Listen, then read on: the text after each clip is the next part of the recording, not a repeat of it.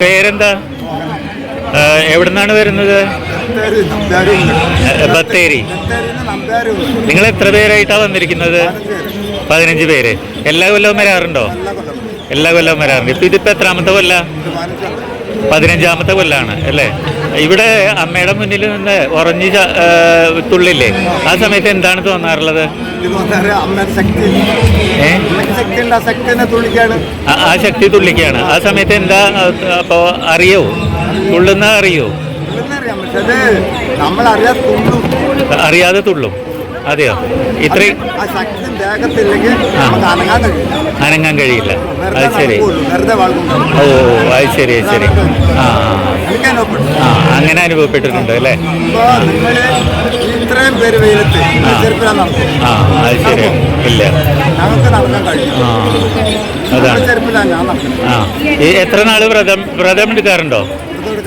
എത്ര നാള് എടുക്കാറ്? അതെയോ? ആ, വ്രതം എടുക്കാറുള്ളത് അല്ലേ? പിന്നെ ഓ, അപ്പൊ എത്ര ദിവസമായി ഇപ്പൊ വന്നിട്ട്? വ്യാഴാഴ്ച വന്നാണ് അല്ലേ? എത്ര കാലം വരണം എന്നാണ് ആഗ്രഹം? ആ, നടക്കാൻ പറ്റുന്ന കാലം വരെ വരണം എന്നാണ് ആഗ്രഹം. അമ്മ എല്ലാം തന്നിട്ടുണ്ടോ?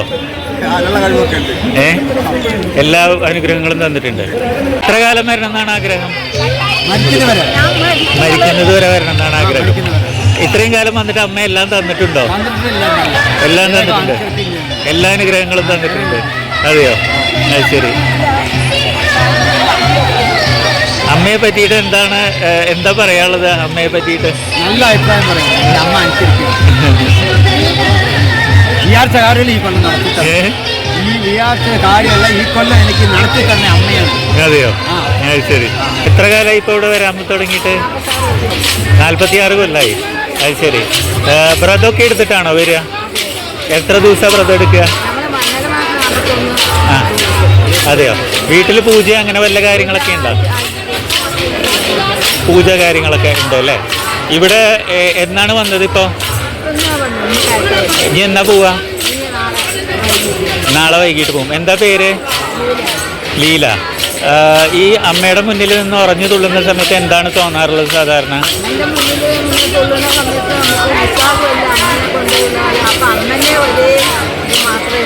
ആ, അത് ശരി. എന്താണെന്ന് അറിയില്ല.